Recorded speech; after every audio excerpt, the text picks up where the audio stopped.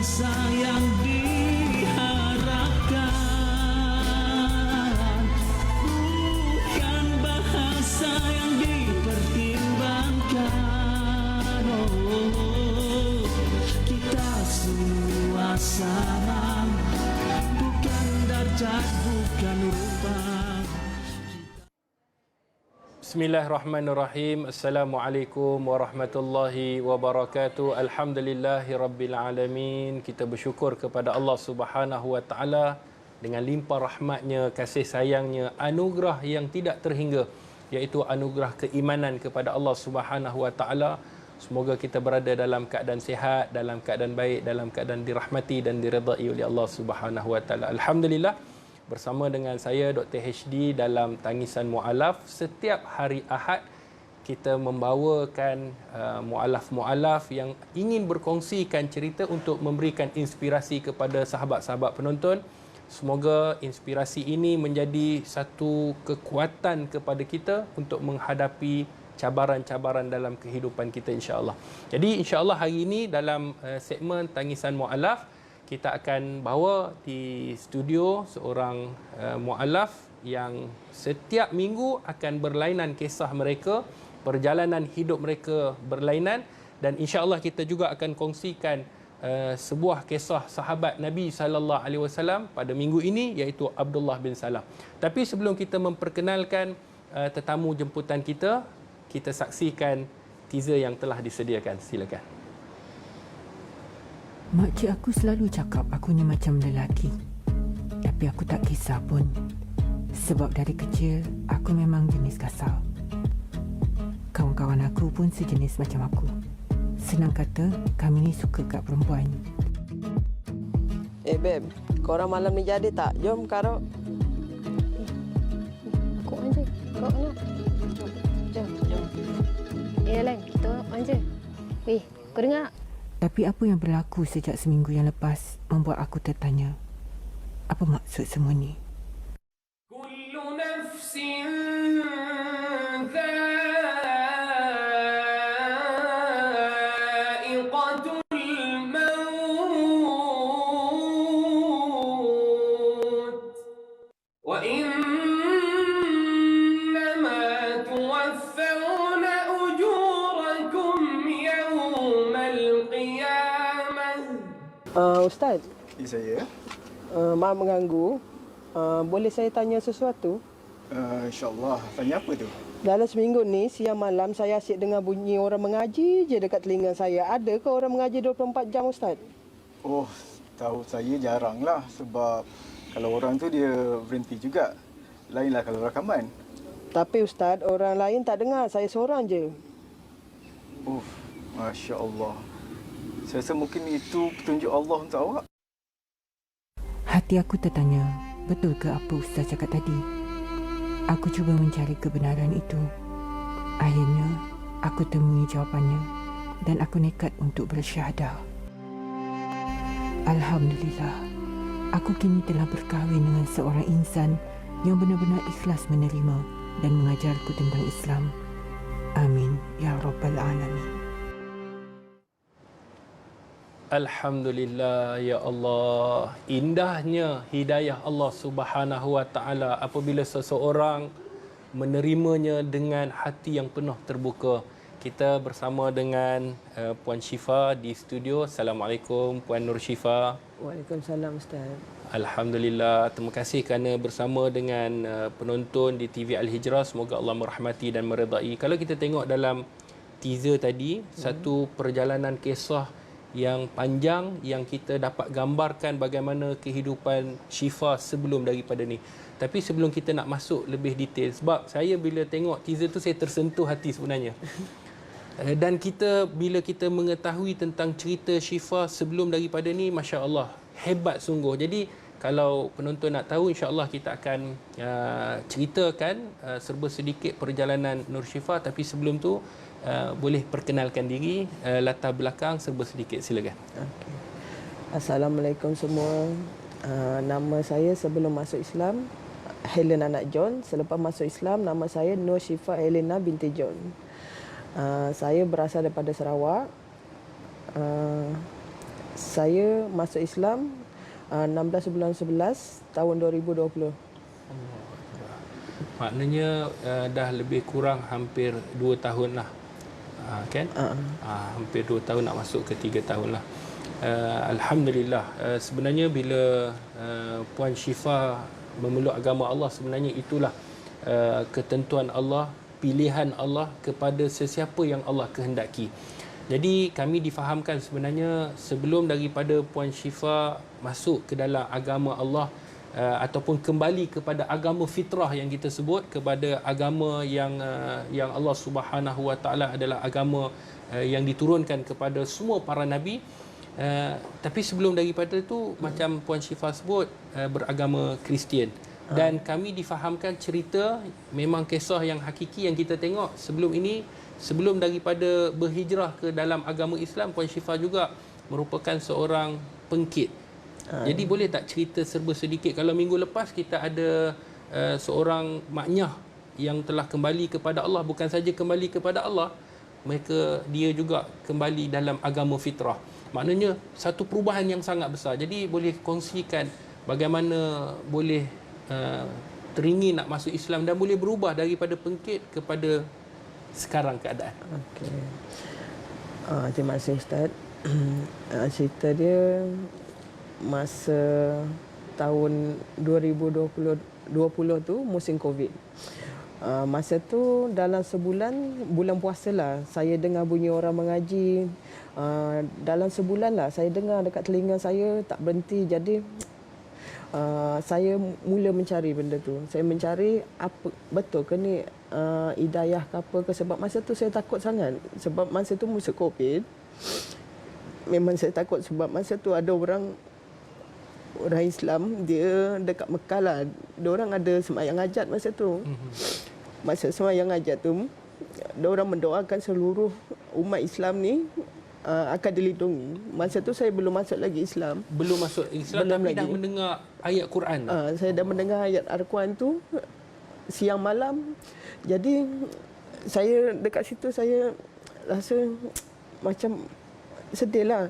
Saya mencari, saya takut masa tu kalau saya mati masa musim Covid tu, saya belum Islam lagi. Allah. Sebab saya tak nak bila saya nanti kalau saya meninggal masa tu, saya takut dekat masa tu saya fikir saya takut dekat neraka, nanti saya kena bakar.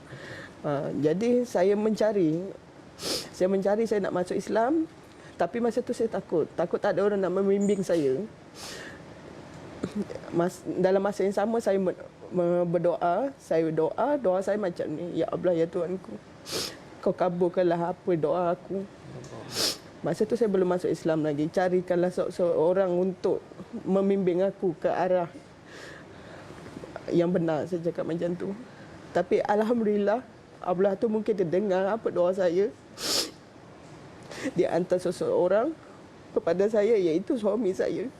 Saya berterima kasih sangat-sangat kepada suami saya. Allahu Akbar. Tuan-tuan, puan-puan yang dirahmati oleh Allah, penonton yang dirahmati oleh Allah, kisah sebenarnya, sebab tu kita kata mahalnya hidayah Allah Subhanahu Wa Taala, dan Allah boleh berikan siapa yang Allah kehendaki, dan bagaimana cara sekalipun itulah hidayah Allah yang kadang-kadang kita fikirkan dia adalah satu anugerah yang sangat besar dan sangat hebat.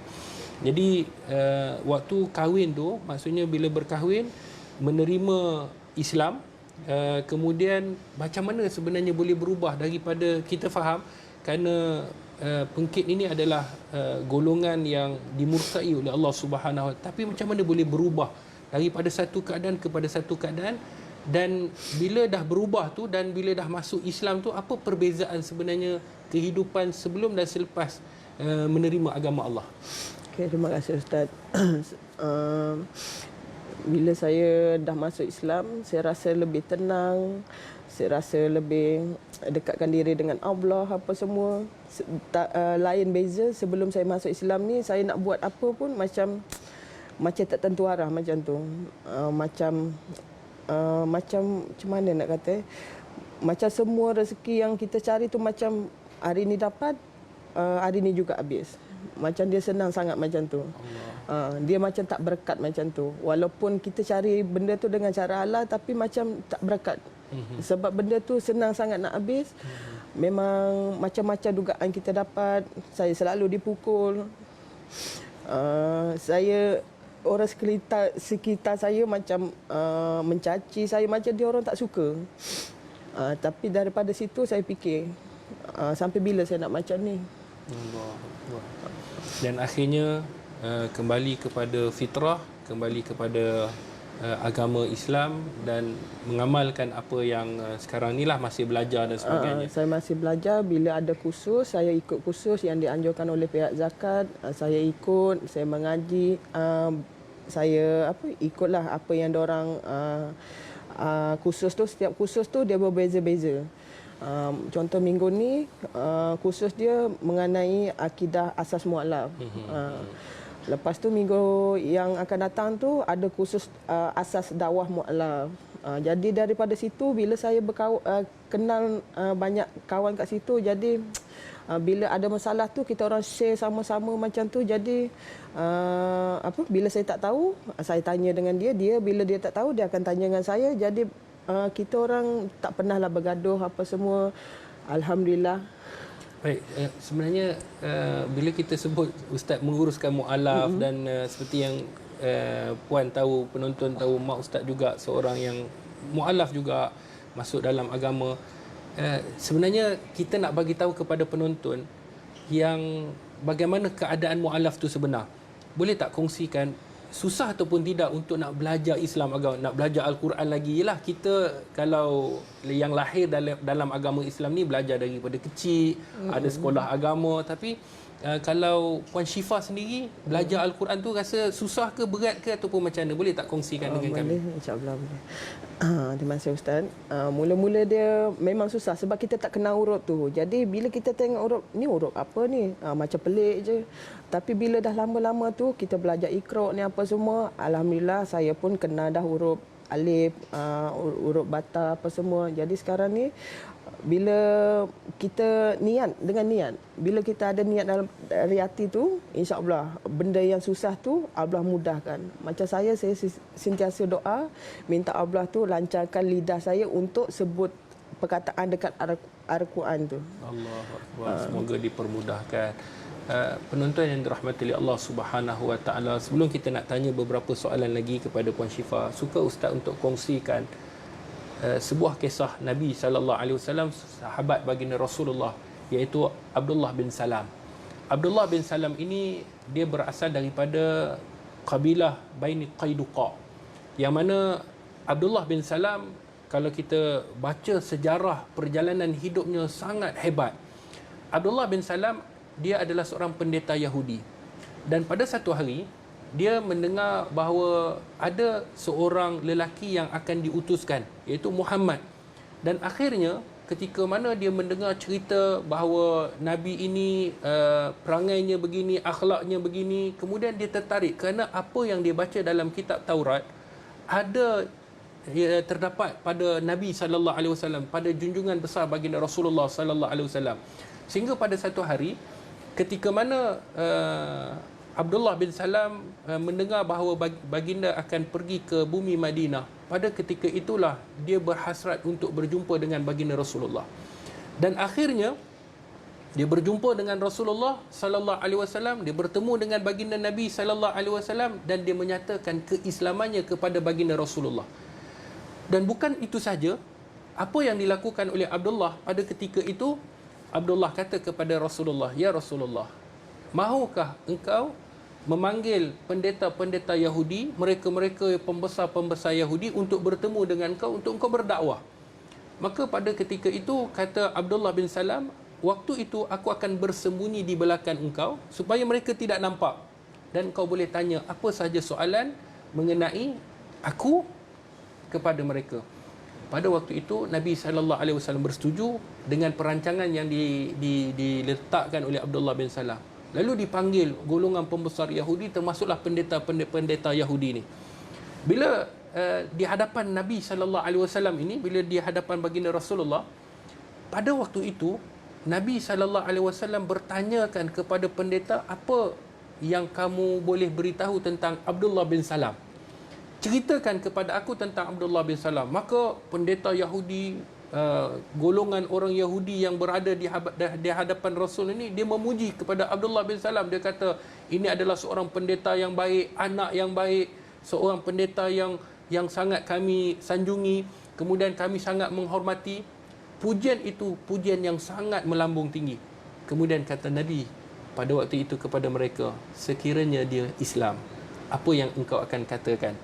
Maka kata pendeta-pendeta yang hadir, tidak akan mungkin Abdullah bin Salam menerima Islam. Allah, Tuhan akan menghalang dia daripada dia memeluk agama Allah. Maka pada waktu itu keluarlah Abdullah bin Salam daripada belakang baginda Nabi SAW. Dia kata, wahai pendeta-pendeta, sesungguhnya aku telah Islam. Sesungguhnya Muhammad, Nabi yang di hadapan kamu adalah utusan Allah. Apa yang kamu bacakan di dalam Taurat, kitab yang kita baca, semuanya adalah kebenaran kepada baginda Nabi SAW. Maka terimalah agama Islam. Apa yang berlaku waktu itu? Pendeta-pendeta yang memuji sebelum daripada ni akhirnya mencela, menghina, kata engkau adalah anak yang jahat, engkau adalah pendeta yang jahat, engkau adalah orang yang bodoh. Sehingga kan celaan-celaan itu boleh menyebabkan tergurisnya hati Abdullah bin Salam, kerana pada sebelum daripada ini mereka memuji.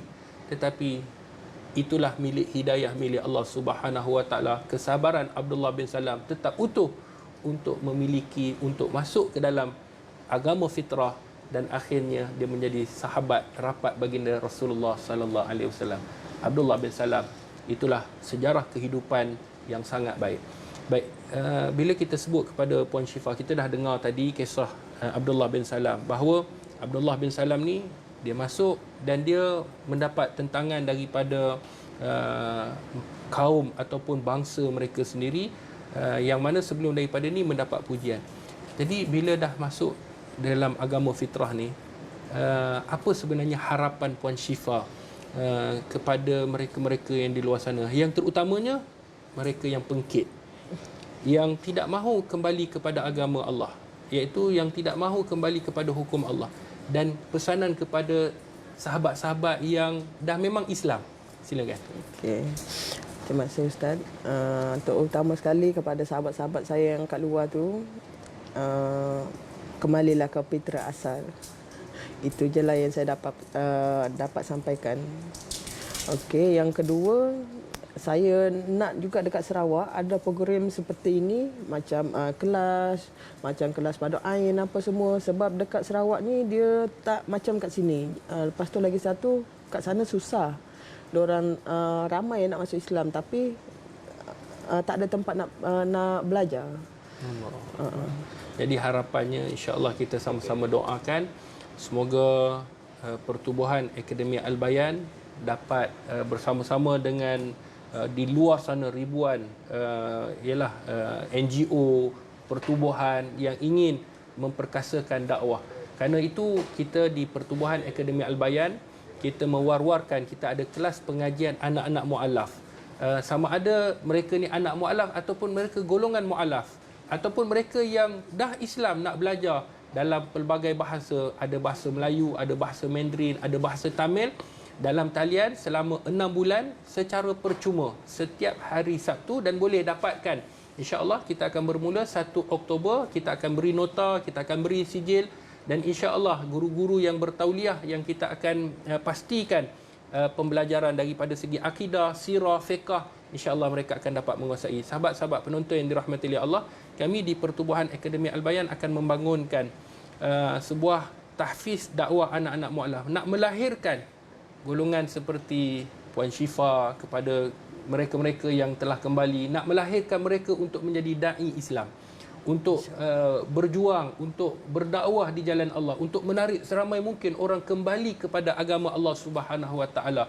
Jadi kita memerlukan sokongan, bantuan, dan inilah yang pertama di Malaysia yang kita buat untuk anak-anak mu'alaf, untuk kita melahirkan dai mu'alaf, dan ganjaran dia kita akan membina rumah Allah, Allah akan membina rumah kita, dan kita akan membina tempat untuk mereka beribadah, mereka mengenal agama Allah. Setiap mereka lakukan, insya-Allah mereka akan kirimkan pahala dengan apa yang kita sumbangkan, dan akhirnya mereka akan usaha untuk mengislamkan orang, pahala dan ganjaran sehingga hari kiamat, mengislamkan orang sangat besar. Jadi inilah masa untuk kita menyumbang, dan insya-Allah kita bertemu pada minggu hadapan dalam segmen Tangisan Mu'alaf, pelbagai tajuk-tajuk yang menarik dengan mereka-mereka yang akan berkongsikan cerita, insya-Allah. Semoga Allah merahmati dan meredai kita semua. Kita doakan kita ditetapkan iman dan kita berjuang untuk menegakkan agama Allah. Bersama dengan saya Dr. HD, insya-Allah kita jumpa pada minggu hadapan dalam segmen Tangisan Mu'alaf. Assalamualaikum warahmatullahi wabarakatuh. Akademi Al-Bayan membawa impian besar untuk melahirkan golongan pendakwah yang berupaya menyebarkan syiar Islam dengan menggunakan bahasa yang difahami oleh bangsa mereka sendiri, sekaligus menjadikan mereka ini sebagai aset terpenting umat Islam. Ayo, sama-sama kita santuni mu'alaf agar mereka mengenal Islam